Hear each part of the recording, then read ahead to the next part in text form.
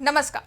आज भाजपा सरकार को केंद्र में रहते हुए 11 साल पूरे हो रहे हैं। इसकी शुरुआत साल 2014 को हुई थी, जब नरेंद्र मोदी ने भारत के प्रधानमंत्री पद की शपथ ली। 2014 एक ऐसा वक्त था जब निर्णायक नेतृत्व की तलाश देश कर रहा था, चाहे वो आर्थिक अनिश्चितता हो या भ्रष्टाचार के मामलों में तेजी से आने वाली वृद्धि। इन सब ने जनता को निराश कर दिया था और ऐसे वक्त में गुजरात के तत्कालीन मुख्यमंत्री नरेंद्र मोदी ने राष्ट्रीय मंच पर एक उम्मीद की किरण दिखाई। एक किरण जिसमें एक चाय बेचने वाले से लेकर देश के शीर्ष नेतृत्व तक का उनका सफर प्रेरणादायक रहा, जिसने जनता के बीच विश्वास और प्रतिबद्धता को स्थापित किया। पिछले 11 सालों में प्रधानमंत्री मोदी के नेतृत्व में भारत ने हर क्षेत्र में उल्लेखनीय प्रगति की, फिर चाहे वो आधारभूत ढांचा हो, आर्थिक विकास हो, रक्षा क्षेत्र में आत्मनिर्भरता हो, गरीब कल्याण, सांस्कृतिक पुनर्जागरण, युवा और महिलाओं का सशक्तिकरण हो या फिर वैश्विक मंच पर भारत की भूमिका। प्रधानमंत्री मोदी के 11 वर्ष के कार्यकाल की सबसे महत्वपूर्ण विशेषता है भ्रष्टाचार से मुक्त शासन।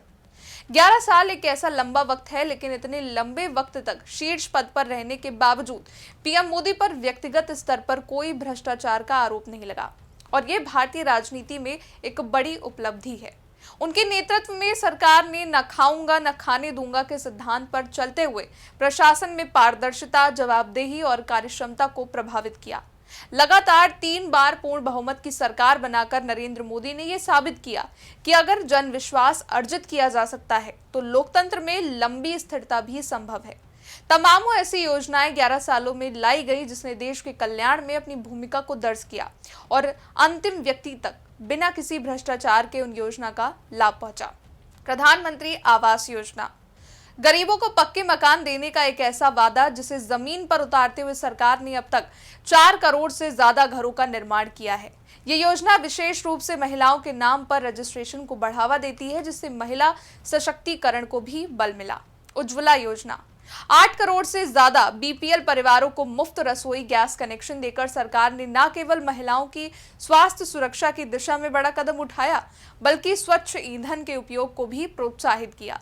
जल जीवन मिशन, हर घर जल अभियान के तहत 14 करोड़ से अधिक घरों में नल से जल की सुविधा पहुंचाई गई। इससे न केवल ग्रामीण महिलाओं को राहत मिली, बल्कि स्वच्छता और स्वास्थ्य में सुधार भी हुआ। स्वच्छ भारत मिशन, साल 2014 में खुले में शौच मुक्त भारत का सपना देखते हुए शुरू किए गए इस मिशन के तहत 11 करोड़ से भी ज्यादा शौचालय का निर्माण हुआ। ये न केवल स्वच्छता की दिशा में क्रांति साबित हुई, बल्कि सामाजिक गरिमा का प्रतीक भी बनी। डिजिटल इंडिया और टेक्नोलॉजिकल क्रांति, डिजिटल इंडिया केवल एक अभियान नहीं रहा, ये देश की अर्थव्यवस्था और प्रशासन में क्रांतिकारी बदलाव का आधार भी बना।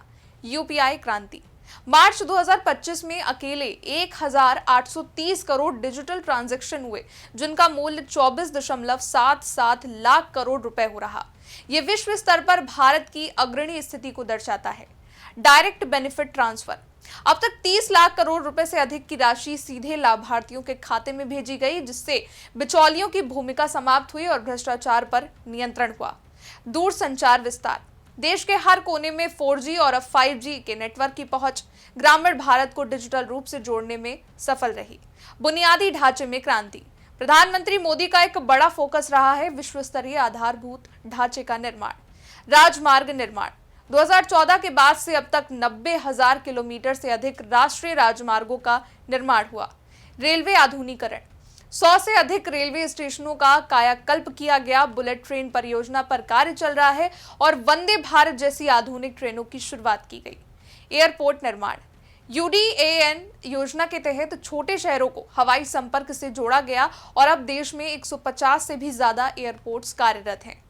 इंफ्रास्ट्रक्चर स्केल, 2014 की तुलना में आधारभूत परियोजनाओं के लिए आवंटित बजट में 5 गुना से अधिक की वृद्धि की गई। आत्मनिर्भर भारत और आर्थिक विकास, कोरोना महामारी के दरमियान घोषित आत्मनिर्भर भारत अभियान केवल एक नारा नहीं था, बल्कि यह व्यापक दृष्टिकोण था जिसने उत्पादन, नवाचार, निर्यात और रोजगार को शामिल किया। मेक इन इंडिया, देश अब रक्षा, मोबाइल, सेमीकंडक्टर, फार्मास्यूटिकल और इलेक्ट्रॉनिक वाहन निर्माण में आत्मनिर्भर बनने की दिशा की ओर अग्रसर है। विश्व की चौथी सबसे बड़ी अर्थव्यवस्था, साल 2014 में भारत 11वीं अर्थव्यवस्था पर था। आज वो चौथे पायदान पर है और जल्द ही तीसरे स्थान पर आने की संभावना है। स्टार्टअप इंडिया, आज भारत में 1 लाख से अधिक स्टार्टअप हैं, जिनमें से 100 से ज्यादा यूनिकॉर्न हैं। ये नवाचार और उद्यमिता का एक नया युग है। कृषि और ग्रामीण विकास। प्रधानमंत्री किसान सम्मान निधि योजना। 12 करोड़ से अधिक किसानों को सालाना 6,000 रुपए की आर्थिक सहायता मिल रही है और अब तक 2.5 लाख करोड़ रुपए से अधिक की राशि किसानों को दी जा चुकी है। फसल बीमा योजना। इस योजना ने किसानों की आय को सुरक्षित किया है। करोड़ों किसानों को बीमा दावों के तहत हजारों करोड़ रुपए प्राप्त हुए। ई नाम। कृषि उपज का डिजिटल व्यापार किसानों को पारदर्शी कीमतों और बेहतर बाजार उपलब्ध कराने का एक बड़ा माध्यम बना। युवा शक्ति और शिक्षा। भारत की 65% आबादी 35 वर्ष से कम है। इस युवा शक्ति को उत्पादक बनाना मोदी सरकार की प्राथमिकता रही। Skill India. 1.5 करोड़ से अधिक युवाओं को प्रशिक्षित किया गया। Startup and stand up India. युवाओं को स्वरोजगार के लिए प्रोत्साहित किया गया, जिससे निजी क्षेत्र में रोजगार सृजन हुआ। नई राष्ट्रीय शिक्षा नीति 2020। ये नीति भारत की शिक्षा प्रणाली को वैश्विक मानकों पर ले जाने का प्रयास है, जिसमें व्यावहारिकता, नवाचार और मातृभाषा में शिक्षा को महत्व दिया गया है। महिलाओं का सशक्तिकरण। मोदी सरकार का महिला सशक्तिकरण पर विशेष ध्यान रहा है। इसमें प्रमुख है बेटी बचाओ बेटी पढ़ाओ, महिला जनधन खाते, मातृत्व वंदना योजना, कार्यस्थलों पर सुरक्षा और सम्मान अवसर। इन योजनाओं से महिलाओं की भागीदारी शिक्षा, अर्थव्यवस्था पर शासन में बढ़ी है। वैश्विक मंच पर भारत की प्रतिष्ठा। प्रधानमंत्री मोदी के नेतृत्व में भारत ने न केवल देशव्यापी विकास हुआ, बल्कि विदेश नीति निश्चय भी प्रगतिशील रही है और इसके उदाहरण हैं G20 की अध्यक्षता और सफल शिखर सम्मेलन, क्वाड, ब्रिक्स और SCO में सक्रिय भागीदारी, प्राकृतिक आपदाओं में अंतर्राष्ट्रीय सहायता, भारतीय प्रवासी समुदाय से जुड़ाव। प्रधानमंत्री मोदी की विदेश यात्राओं और सक्रिय कूटनीति ने भारत को वैश्विक नीति निर्धारण में महत्वपूर्ण भूमिका दिलाई है। इससे संस्कृति, धर्म और विरासत का पुनर्जागरण हुआ। मोदी सरकार ने सांस्कृतिक मूल्यों के पुनरुद्धार को नया आयाम दिया। काशी विश्वनाथ मंदिर कॉरिडोर, महाकाल लोक, राम मंदिर निर्माण लोक की जनभावना के तहत कराया गया। बौद्ध तीर्थ स्थलों का विकास और बुद्ध धर्म को वैश्विक मंच पर स्थापित कराया गया। प्राचीन ग्रंथों और धरोहरों का डिजिटलीकरण भी अहम है। आयुष मंत्रालय की स्थापना और योग का वैश्विककरण महानतम उपलब्धि है। खेल और फिट इंडिया अभियान। खेलो योजना। ग्रामीण व शहरी प्रतिभाओं को आगे बढ़ाना। Tops scheme. ओलंपिक संभावित खिलाड़ियों को पोषण, ट्रेनिंग और वित्तीय सहायता। पैरा ओलंपिक सफलता। भारत ने हाल ही के पैरा ओलंपिक में रिकॉर्ड 29 पदक जीते हैं। Fit India movement. लोगों में स्वास्थ्य के प्रति जागरूकता।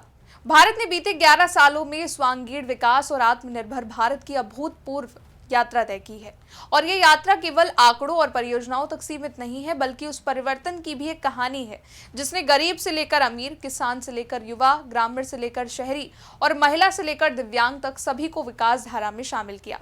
पीएम मोदी 2047 के मिशन पर काम कर रहे हैं और लक्ष्य है भारत को विश्व गुरु के रूप में प्रतिष्ठित करने का। इसलिए वो बिना रुके, बिना थके नित नए आयाम तय कर रहे हैं और निश्चित रूप से ये सरकार की नीति, नियत और नेतृत्व परिवर्तन की धुरी बन चुका है। इस रिपोर्ट में बस इतना ही। देश दुनिया से जुड़ी बड़ी खबरों को जानने के लिए देखते रहिए इंडिया पब्लिक खबर।